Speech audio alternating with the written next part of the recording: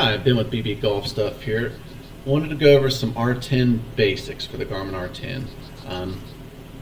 A lot of questions get asked on the Facebook group, and I thought I would just make a video going over kind of everything I've seen, everything I've found over three years-ish of owning it. Figured I'd start just most basic and then work, well, I guess up to a little more difficult stuff. I'm going to go in the order, this is the order I'll go in. How to connect, calibrate, kind of E6, doing the license, then how to start around and set it up. Then I figured a lot of problems people have in just general with the interference, distances, RCT balls, foil on the balls, what to do if their distances are short, and then I thought I'd go over different softwares available.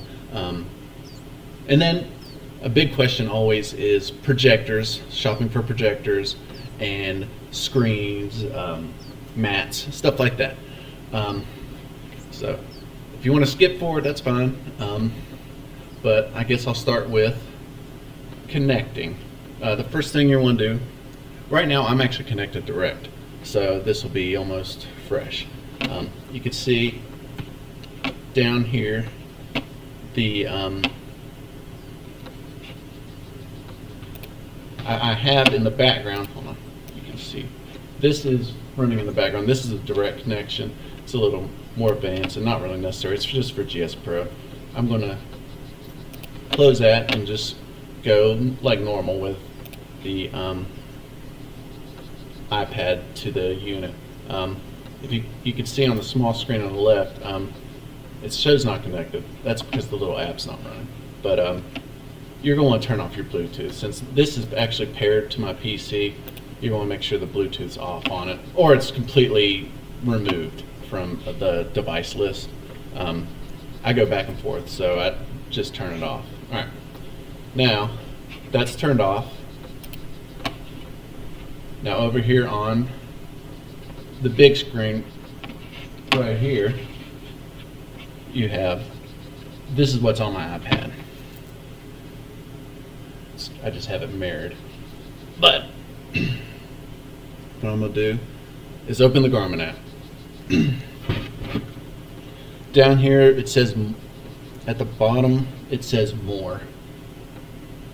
That'll bring up devices and stuff like that. See, it says Bluetooth's turned off.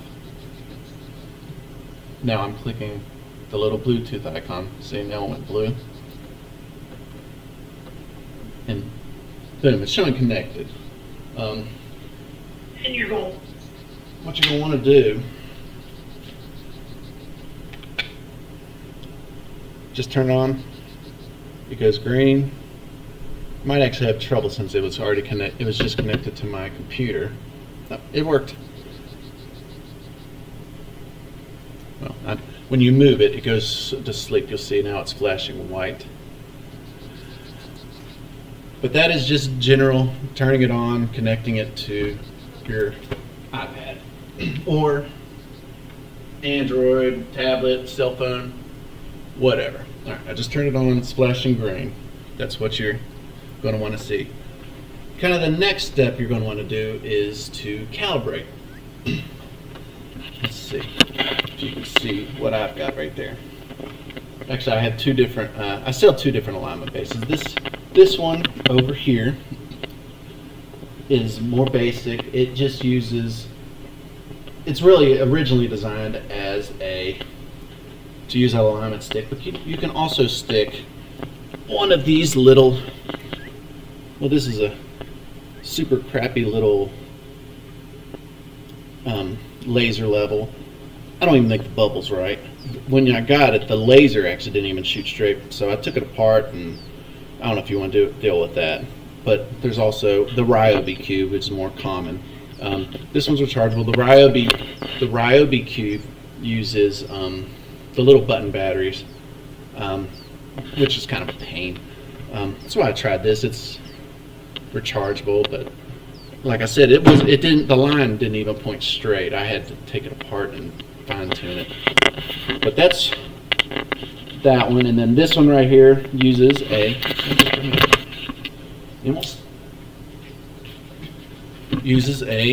part laser level.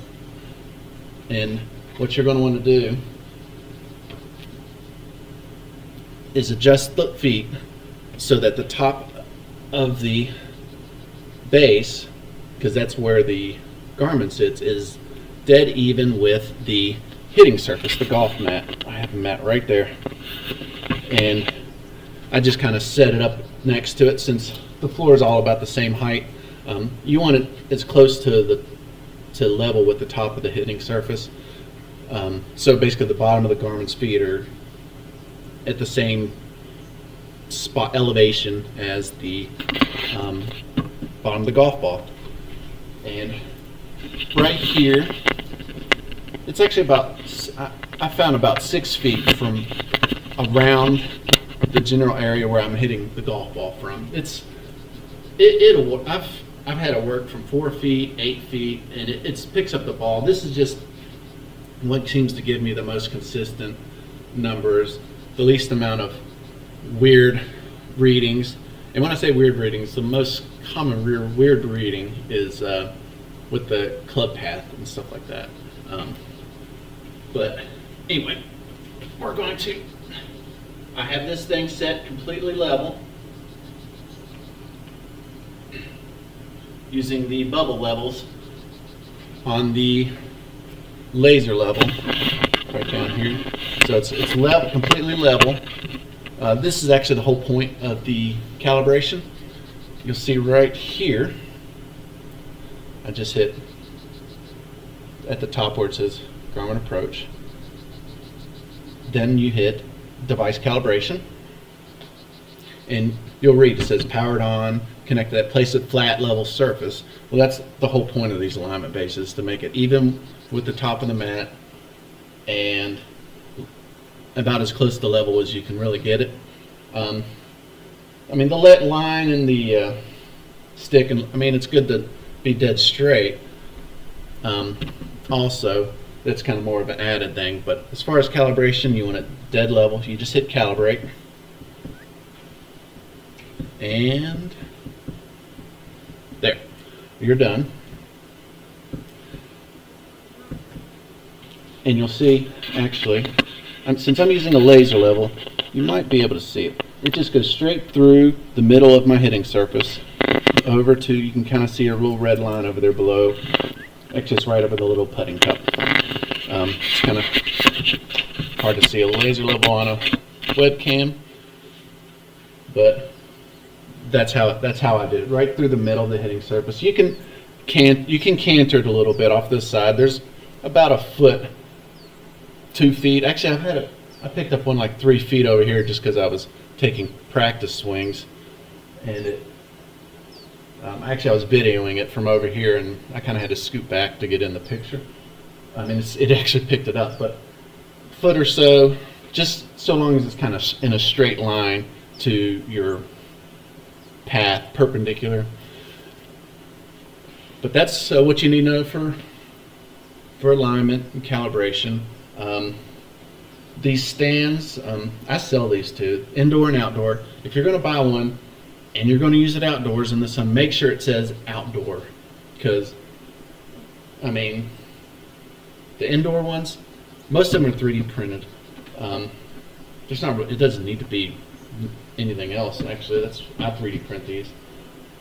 But the indoor only material, a lot of them, if it doesn't say it, there's a fair chance it's made out of what's called PLA, polylipo something acid. But it's a plastic that doesn't work good for outdoors. The sunlight, actually, it's something with the sun. I don't even think it's heat. It's the sun that actually will do something, and it'll just kind of like warp a little bit. So make sure it says it's outdoor, or at least material is not PLA. Usually PETG or ABS, something like that. But make sure it doesn't say PLA for the material. All right, that's it for the alignment calibration. You're all, I hit it. I'm all calibrated, lined up, level with the hitting surface. So it's probably going to pick up everything pretty good right now.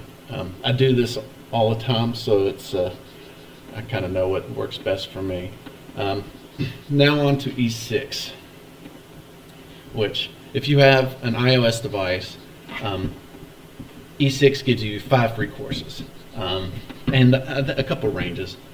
Going back here to this main page, well, that's not what I wanted. By the way, this course thing, this app is originally it has like a GPS and stuff. You can use it on your phone.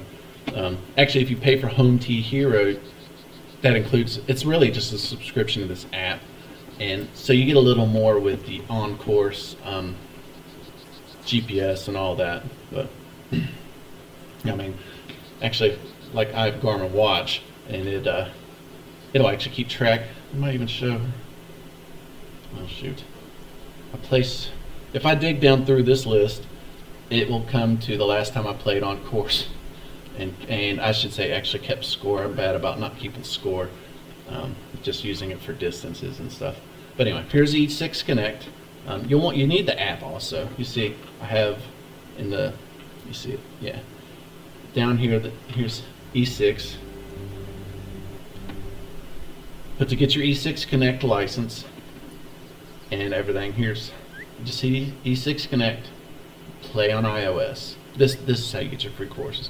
You scroll down here, it says get your free demo. I'm not sure why it calls it a demo, because it's usually, I think demo is short term. It's for life, and it only works on Garmin. I tried it on, I have an MLM2 Pro, and I tried that license on it, and it did not like it. It just kept saying can't find like MLM2 license or something. But what you'll do is you copy this. You can, well, I guess you can hit this button right here at the bottom. It says Open E6 Connect, or you can just go back to the main screen. But there, shoot, that's where I was at earlier. But when you do that, if this is your first time, it's going to come up. It'll have login or sign up, and it will take you to. If you do sign up, it'll ask you for like your email address, and you'll create a password. This is the login to your portal, and in your E6 online portal, it'll save your licenses. Like if I go there right now, I should have had that up on my computer, but it'll actually have all your licenses. Like I have 3. One's for this, one's for my MLM2 Pro, and then I did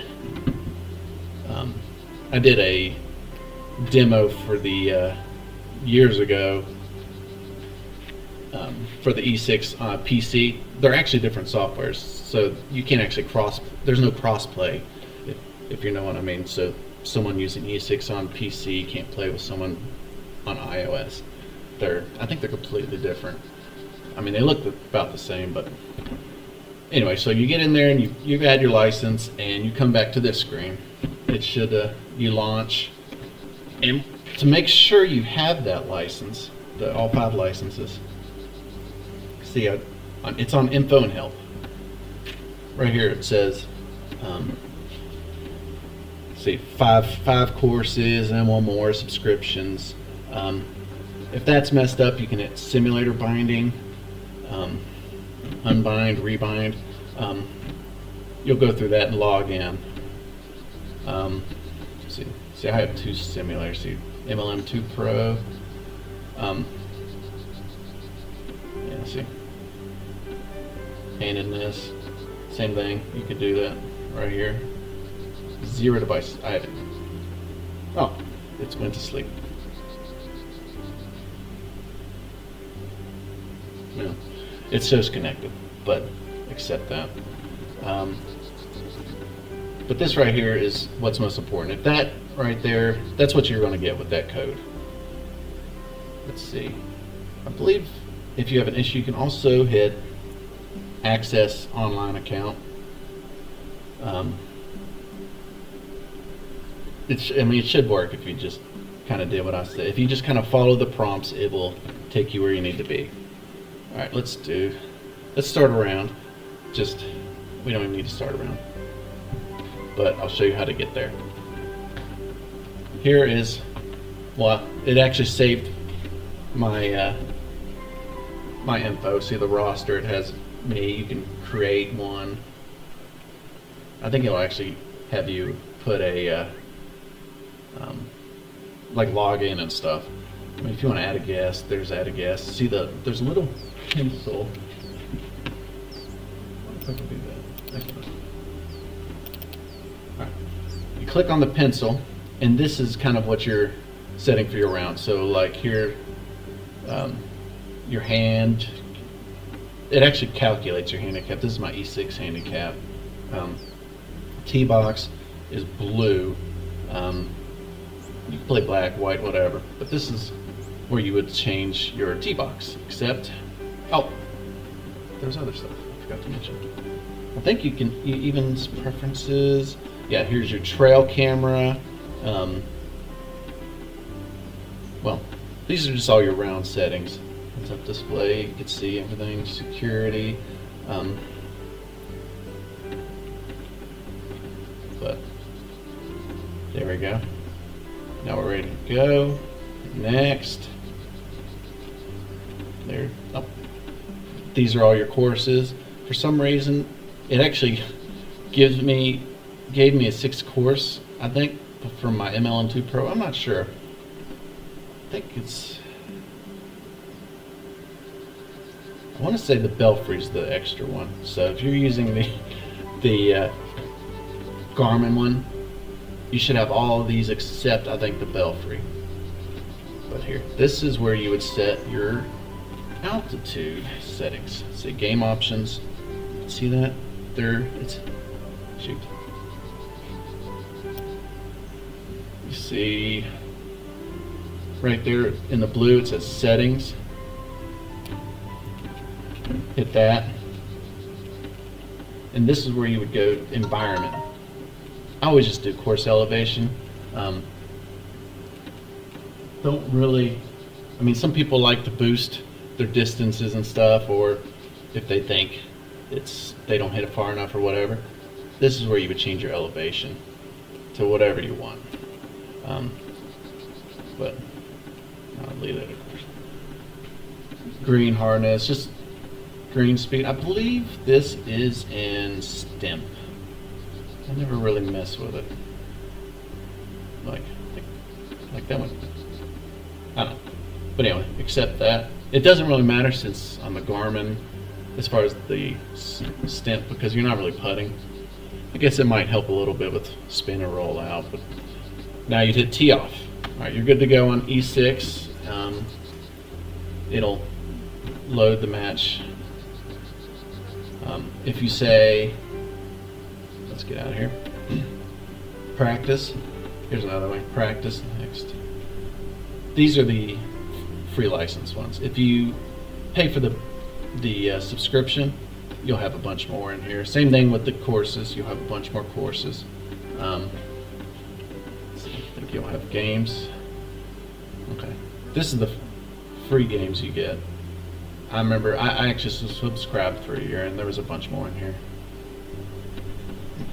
I think it was $200 last time I checked on sale.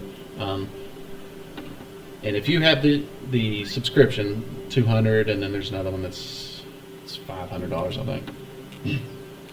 You'll have stuff in events. Oh.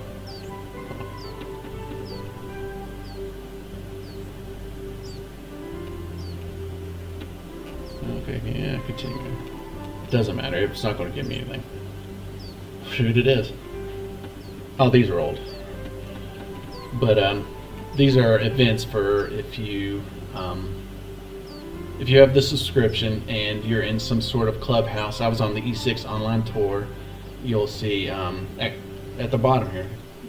These are from the E6 online tour that I don't even think it's running anymore. It might actually play. Let me play. But then there's also, see how it says Clubhouse E6 Connect?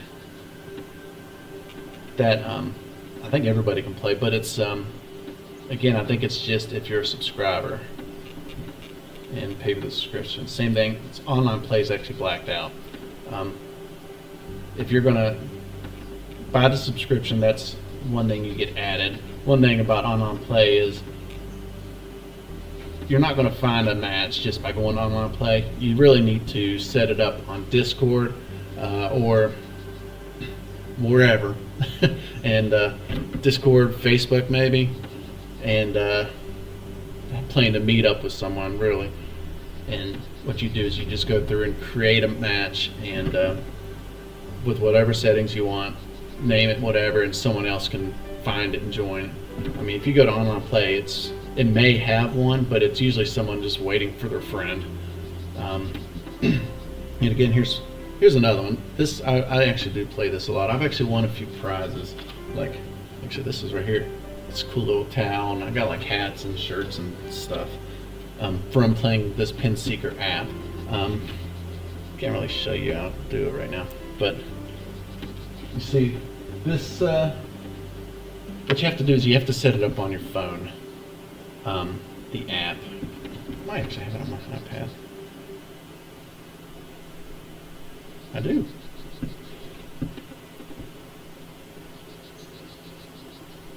Yeah, I have it. I use the one on my phone for this because, I mean, it's kind of hard to take, because what you do is you take a picture of that.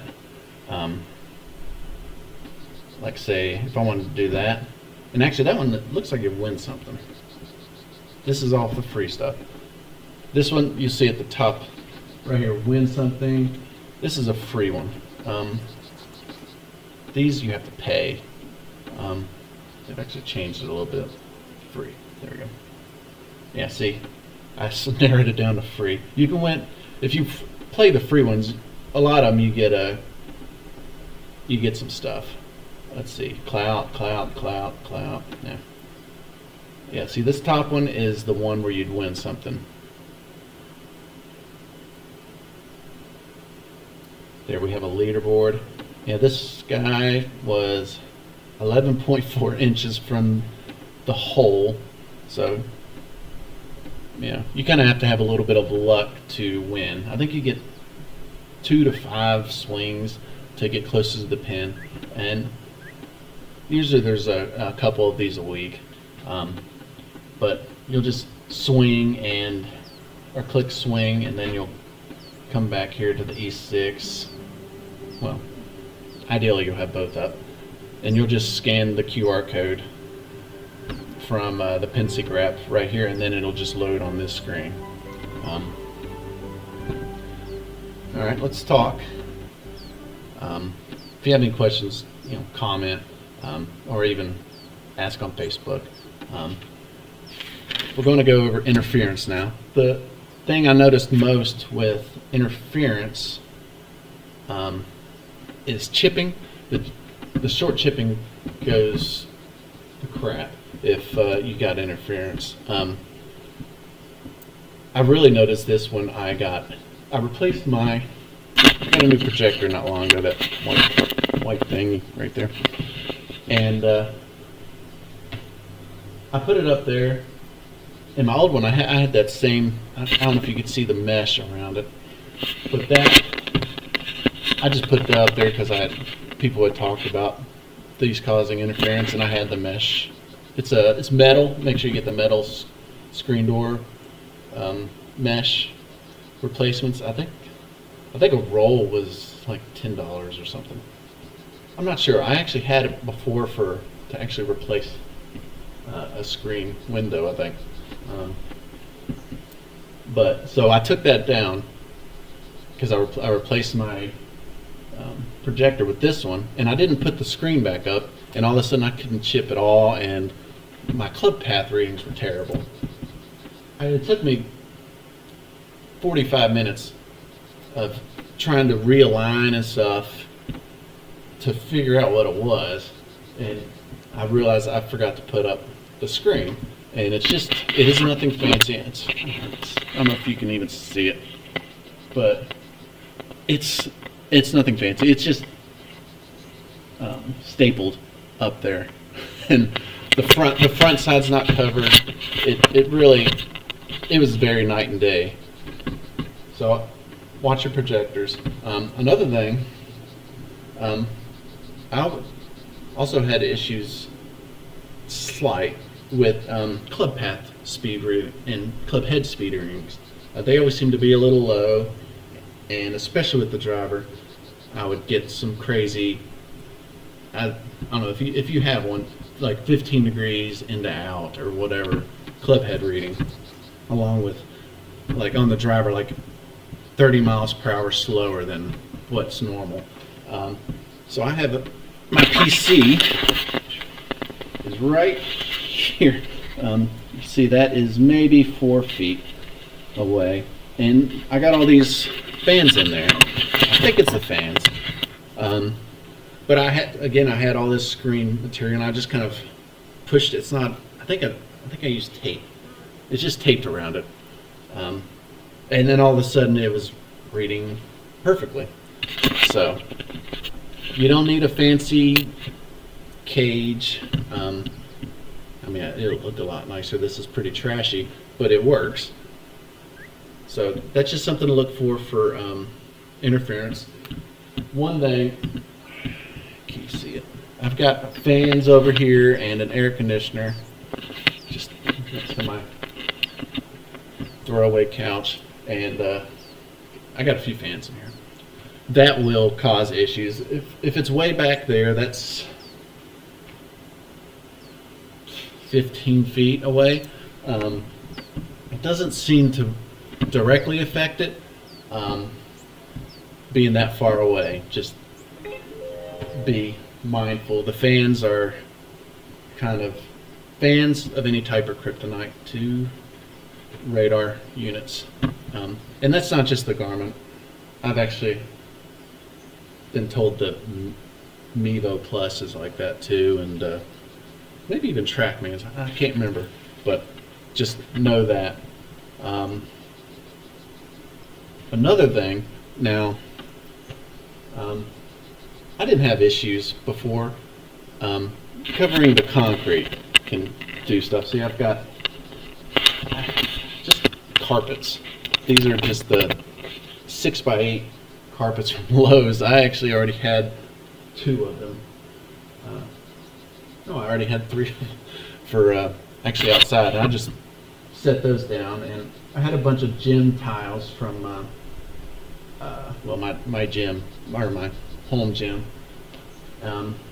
They are all gross and stuff, animal problems, and so I kind of put them out here. I really put them out here to cut down on the bounce, because you hit the ball and it falls, and it just it'll bounce a mile on the concrete. So that's why I put it there. But I've been told, and even Garmin says, that you want the concrete covered, and I have it back here too, even before the ball. Just supposed to help just all around with the Garmin. That's it for interference. Let's talk a bit about distances and RCT balls. Let's start with the RCT balls. This is the biggest help to give you consistent distances. Because the one thing without the RCT balls, or even like it's actually metal foil tape. You'll find an HVAC. It should say, I think, metal foil, but see it's got like a cardboard backing, and I mean, you just kind of tear a little strip off, and just, I don't know, pea size-ish. I don't know. And it works. I don't think it works as good as these. These, I never get a no spin read with these, except for sometimes I have some that I probably hit 20,000 shots with, or something, that every now and then will give me a low reading or something. But this will give you consistent distances. Without them, you might have a real common thing is, say, an 8-iron, 9-iron. All of a sudden you'll hit one of those and it will carry 200 yards or something like that. But what you got to do with distances is kind of look at the ball speed and then the spin. The ball speed would be normal, so say 9-iron would be like 105 or 10 or something, and all of a sudden it's carrying 200 yards. It's probably the spin. You look at the spin on those, it would be like 2,000. It'd be like a driver. So using this, I mean, it actually measures the spin when you use these. So it'll bring back your consistent numbers.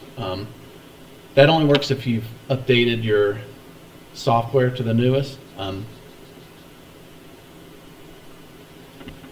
want to say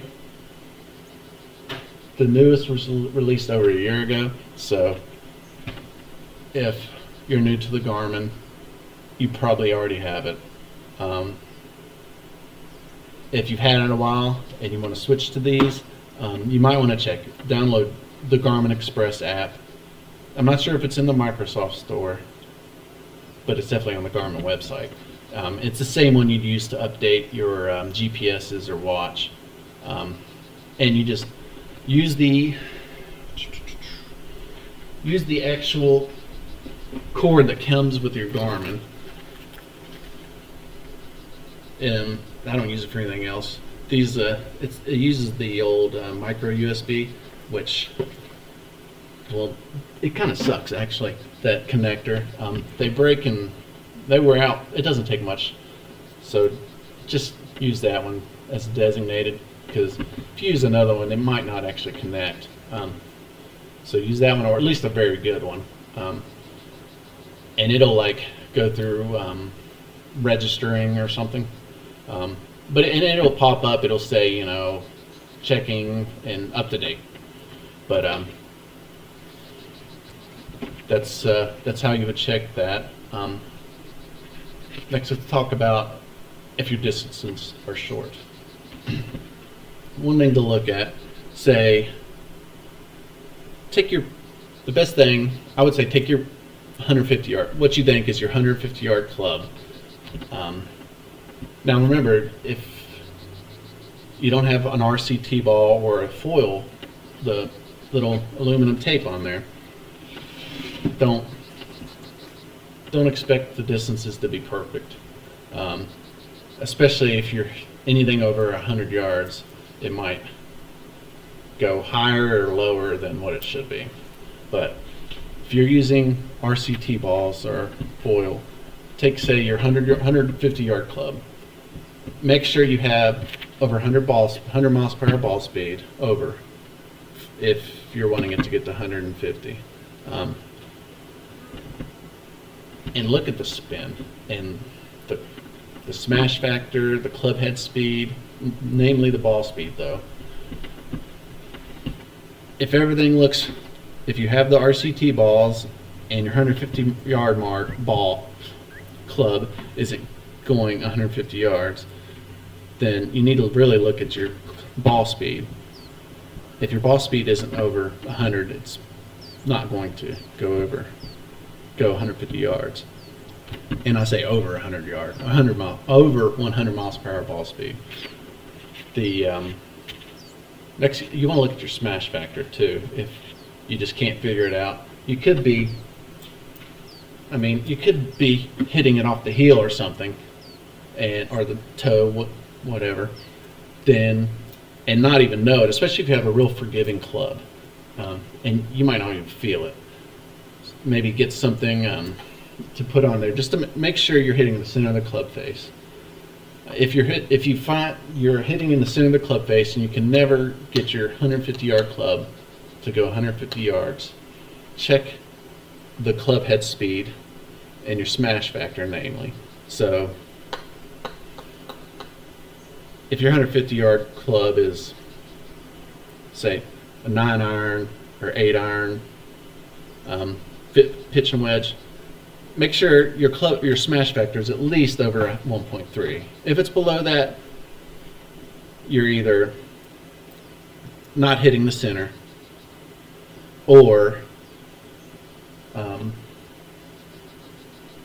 so you're having problems with the interference or something like that.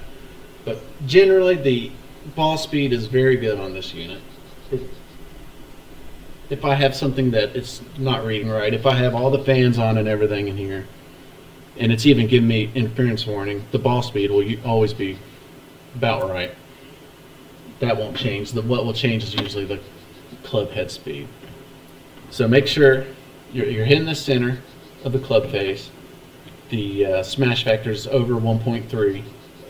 I mean, ideally you'd want with a 8 iron is more like high 1.3s. If it's giving you like say 85 miles per hour club head speed and say 90 miles per hour ball speed, whatever the math is on that, it probably, and you're definitely hitting the center of the club face, you could be having issues with interference. So just stuff to consider. For the most part, try and trust the numbers, especially if you're using E6. The Garmin Golf app, the Home T Hero, and the driving range really are pretty bad about super short distances that don't make sense.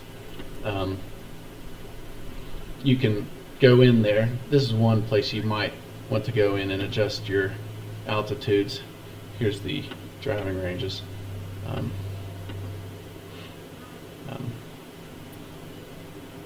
If you have like E6 or Awesome Golf like me, you hardly ever use this, but let's shoot.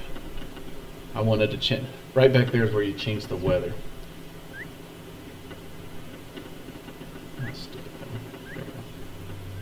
Weather locations, there we go. I hit the lines. This is where you would adjust that stuff. Again, if you're using E6 or whatever, you probably don't really need to mess with it.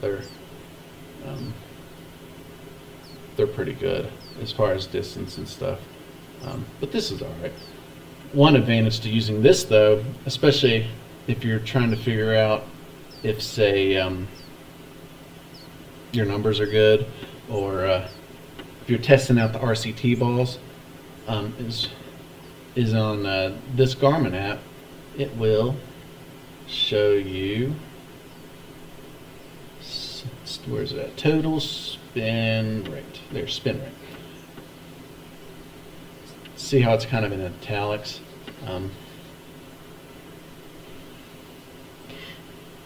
It will show you in italics. If it's not measured, it's in italics. So if it estimates, it'll give you a spin rate in italics. If it's measured, it will be solid. But that's one way to tell that's going on. All right, moving on.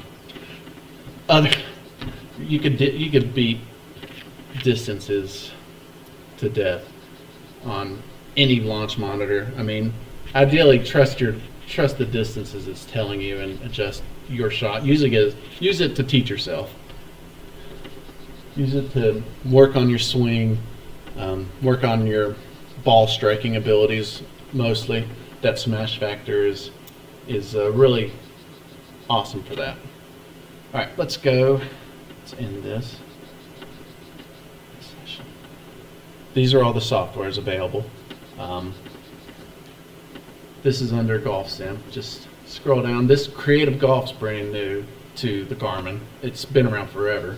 It used to be a pretty good deal, price-wise, and it's kind of neat. It's kind of like it's like Awesome Golf, which is very popular with the Garmin and Mevo community.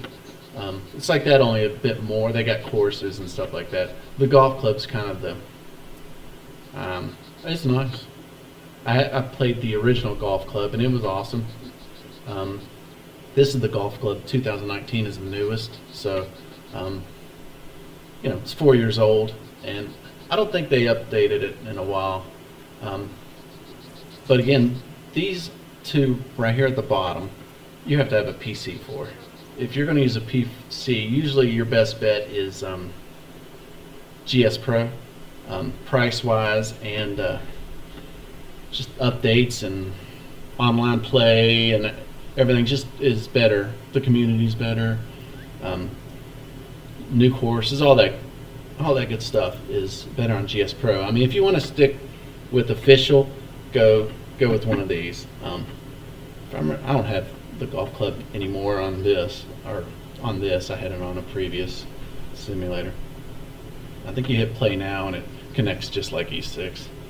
Then you got awesome golf is pretty cool, and E6 we've already gone over that. If you want to play on PC, this is how you would do it. Again, you have to have the subscription for that. Awesome Golf, I believe they give a trial. Yeah, you hit play now, and if you when you download the app, here we go. When you download the app, it launched. I was hoping it would start up. Awesome Golf is attached to the serial number of the unit. So if you go buy it from someone and they have Awesome Golf already, you should be able to automatically get that Awesome Golf unless they change their subscription to a different unit.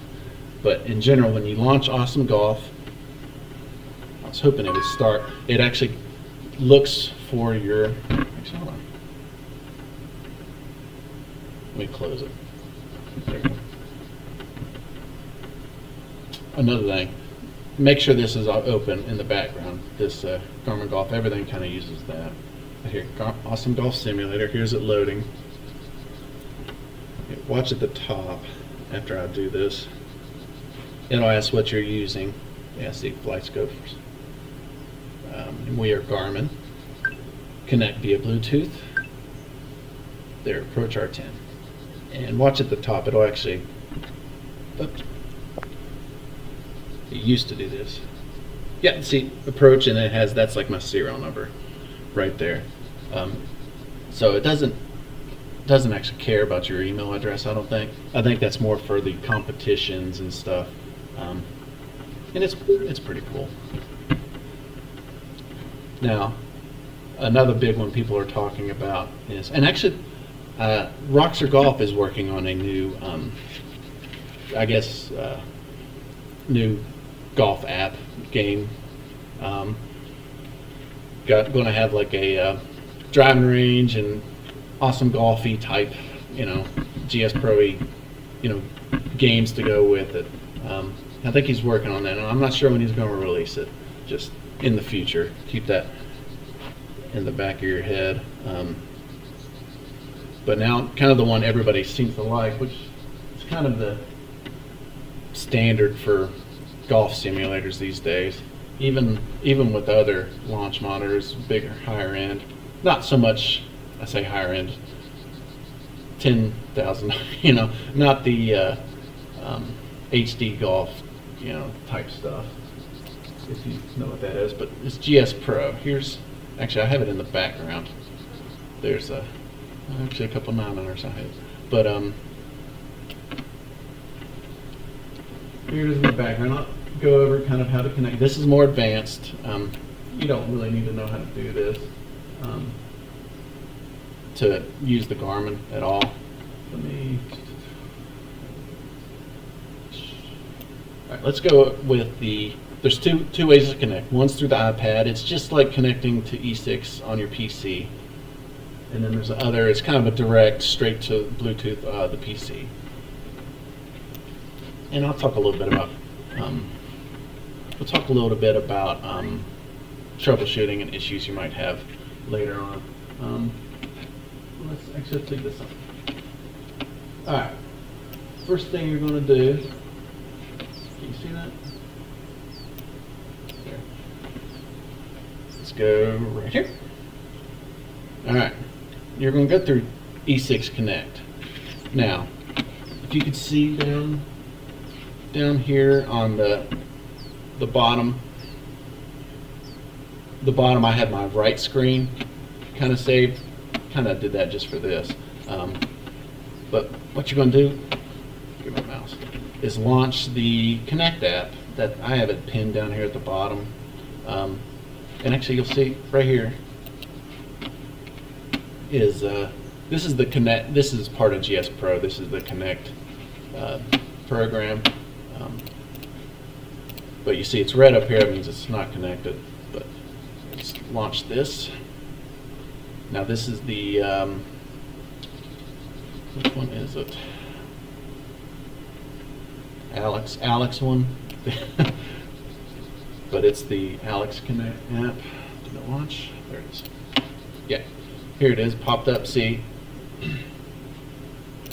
Oops. Jeez. Too much at once. Here we go. You can see that, right? Yep. It says right here. See, it's in green. It says GSPro API Connect in green. This showing it's not connected to my R10. That's because I haven't gone over here. There. Hit play on PC and connected. If you're having trouble with this, first thing, check right. Yeah, right here. See that IP address? That is my computer's IP address. Let's pick up. Let's end session. All right, see. Yeah, now that R10 connection went yellow. Yeah, I hit the little gear at the top. Connect your Garmin. Enter host and port info. Make sure that's right. I mean, usually you do it once and you're good to go. But play on PC. There we go. It's connected. If you have issues, you'll see at the bottom of the screen the little green check right over here. You might have issues with firewall and stuff causing that to go with a yellow. It'll just stop sending. I think what it is the firewall blocks it, and that yellow means that it's sent over the shot data to the this APv1 Connect up here, and it messed up. It didn't receive it. It got blocked. So what you want to do is, if you can see it on my little screen over here, see right here, that's your Windows Defender. Just click on that. Oops. See this firewall and network protection. I turned them all off. The only thing this computer gets used for is SimGolf. You definitely want to turn off your private network. Private network is kind of it's your private in your house. So the across from, like, say, this device to this device is your private. So you'll want to turn that off for sure. Go ahead and I'd turn them all off if you're not using it for anything but SimGolf. And same thing, do the same thing with, if you have antivirus on it, you'll want to either turn that off for private connection, or at least add some exemptions for this app, and that port. But that's kind of the quick how to fix those sort of things. Now I'm going to connect direct, so PC straight to the R10. Let's close this all out.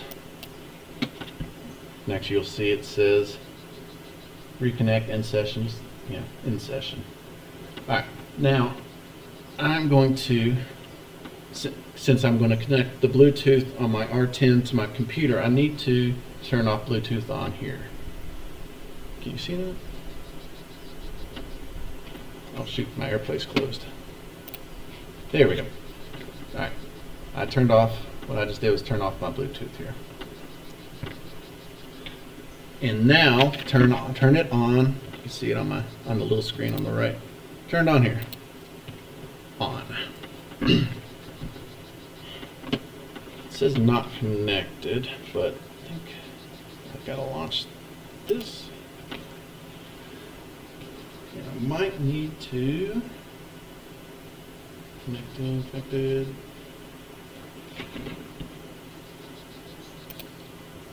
There we go. Yeah, you see. Pull up the Bluetooth devices. You should see Approach R10 connected. In there, you can see it going down through. Let me close this. Don't want to need this anymore. There. Here it is right here. If you want to see it on the big screen. This is actually Roxer Golf's. I'm not sure he's released it to everybody yet. He had me trying it out. But this is his Bluetooth connector, or direct to Bluetooth connector PC for GSPro people. You can actually, he actually added multipliers for spin and stuff to kind of help with the R10 tends to underestimate side spin a touch, and this seems to give me pretty good results. So I can shape shots even on. I mean, I can shape my wedge shots the way it is now if I want. I don't often do that, but I certainly can. I played around with it a lot, and it works pretty good. I think he was going to release that before too long. It also, I'll do a video once he releases it on how to actually set this up. It's pretty straightforward, but this also does putting. Same thing with the other app, but this one, it pops up whenever you see on the here. Can you see it? You cannot see it. Let's see. You can, on the bottom left of the GSPro screen, it actually has a HUD selected. If you select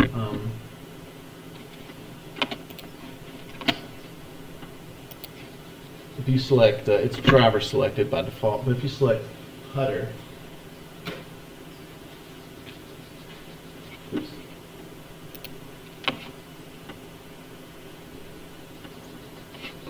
There we go. Should pop up somewhere. Client disconnected session.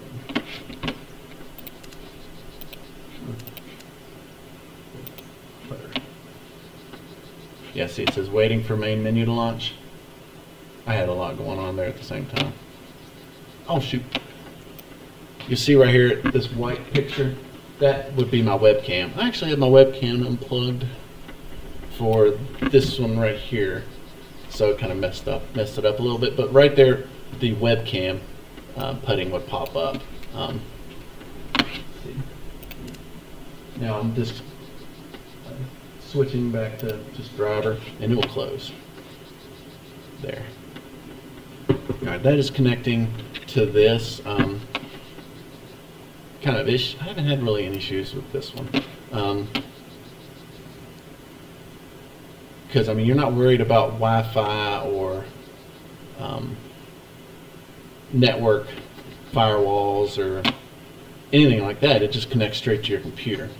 So I haven't really had any issues with this. Only thing I wish was it would work for everything, because I use Awesome Golf a lot. That's why I go back and forth between the iPad and the computer for GSPro, because I still like Awesome Golf range and all that. But issues with this are very minimal. I mean, just check your Bluetooth. I believe people have had issues with, oh, here it is, with this being named differently.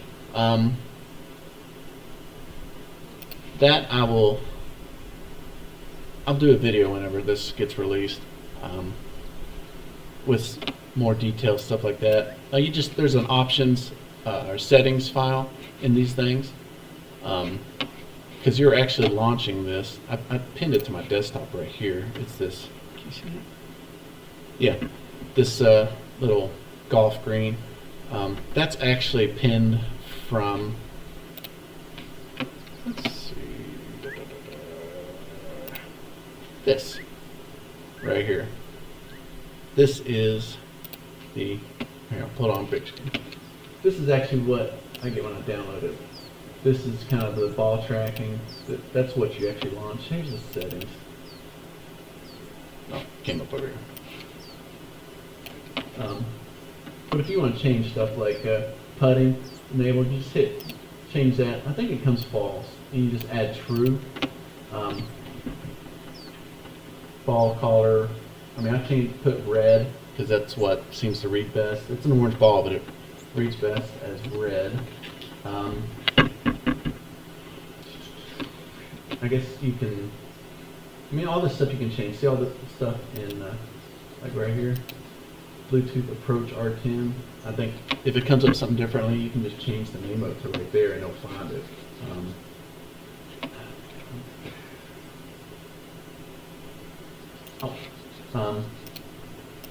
This right here, ball tracking.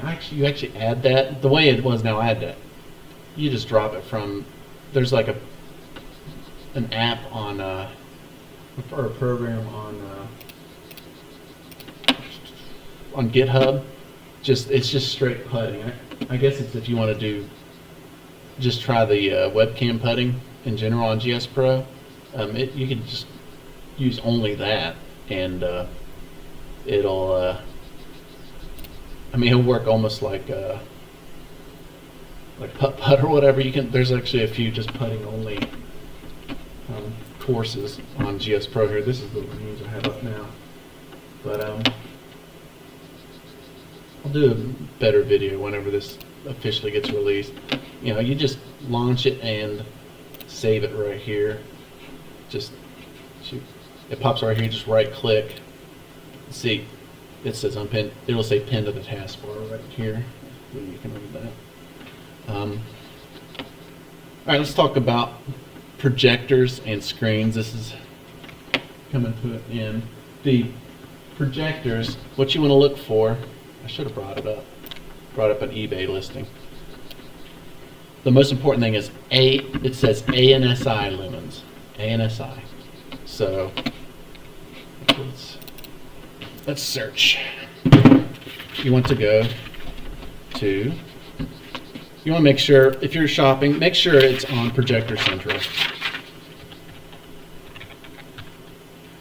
Doors Central. Should have had this up already. Let's bring it up. There we go. You want to make sure it comes up on Projector Central. See this? Yeah. You can search or really see, find a projector. Usually I just search the projector on Google, and the first thing that pops up is Projector Central. Actually, let's do this. Let's see.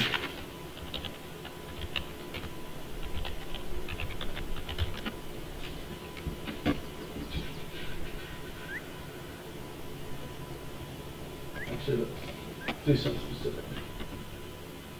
What's I think a popular one is this.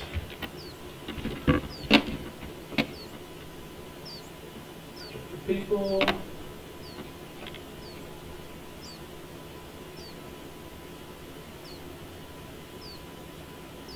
I can't even think of the model number I have.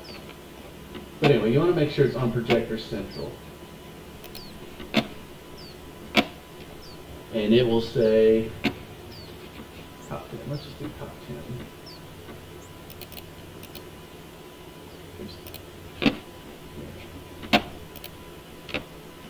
I don't think anybody with a Garmin is going to spend this much on a projector, but this is what will come up. Let's see here. See how it says 2200 lumens ANSI? Make sure it says ANSI. If it doesn't say ANSI, it's almost a made-up number. Like you'll see stuff on Amazon that'll say 10,000 lumens. It's probably like 100 ANSI. ANSI is just a standard of measurement. I don't remember what it stands for. It's like something. S is like standard. Contrast is good to have. Lots of contrast is good. But the other big thing you want to look for is native resolution. This one's so new, it just uses resolution. But it'll say right here, native resolution. You'll also see video modes right here. A lot of them will say advertise as 4K 1080, but then if you pull it up on here, you'll look at the native resolution, which is actually what shows up on the screen, and it'll be whatever, like 1024 by 768, which is like it's like 720ish. I think it's like 720p is what that is.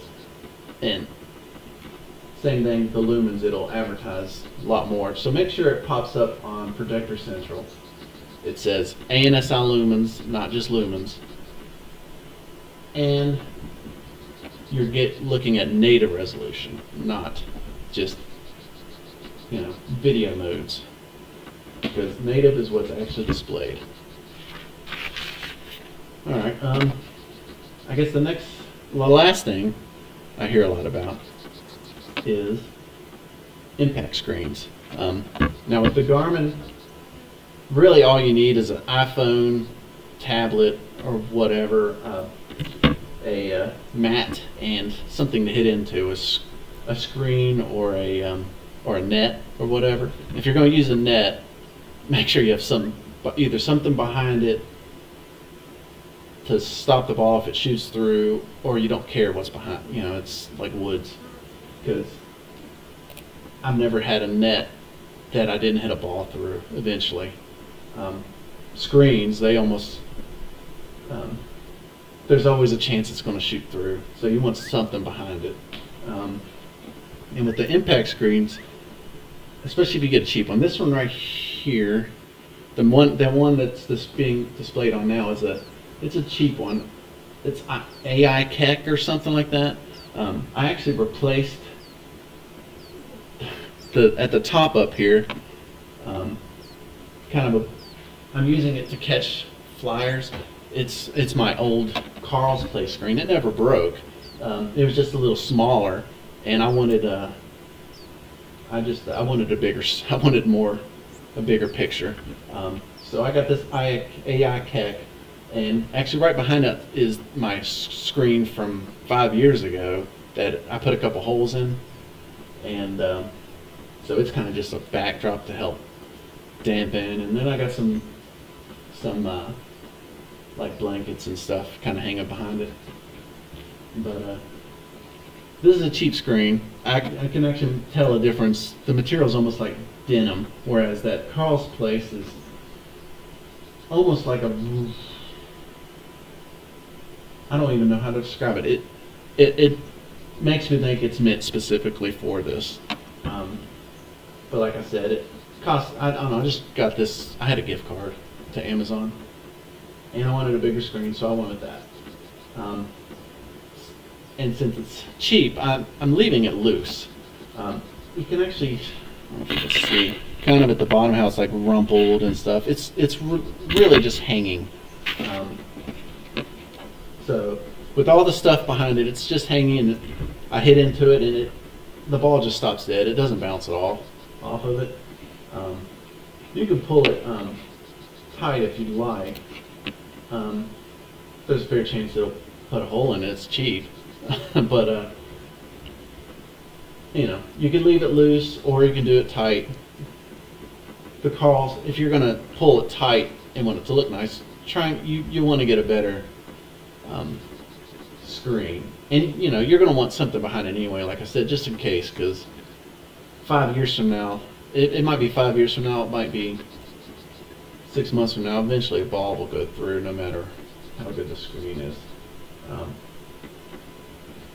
But any questions, comment. You could subscribe if you've hung on this long. I made this video just to, I don't know, hopefully someone will find the answers they might want, or if you're looking for a new launch monitor considering the Garmin. This is all that it offers. It all works very well. Everything works like it's supposed to, I should say. Outside of sometimes my driver club head doesn't read quite as well. I think because it's carbon fiber, or whatever the club heads are made out of, as opposed to say like a metal, like an iron or whatever. I have an MLM2 Pro, and it's not everything works like it's supposed to on that. So I still actually I use the Garmin mostly. Even though I have the MLM2 Pro, you have a $200 a year subscription just to use it. It comes with the first year free, so I'm kind of holding off selling it to see if it improves. I've actually made a few videos comparing the two. But questions, comments, subscribe if you like. If you'd like to check out some of my alignment stands, or I sell simulator tees. Right there. I actually have it on a T-claw, like a little rubber, so it bounces back. They usually don't go too far anyway, but check out my website, Etsy. Hope you enjoyed it.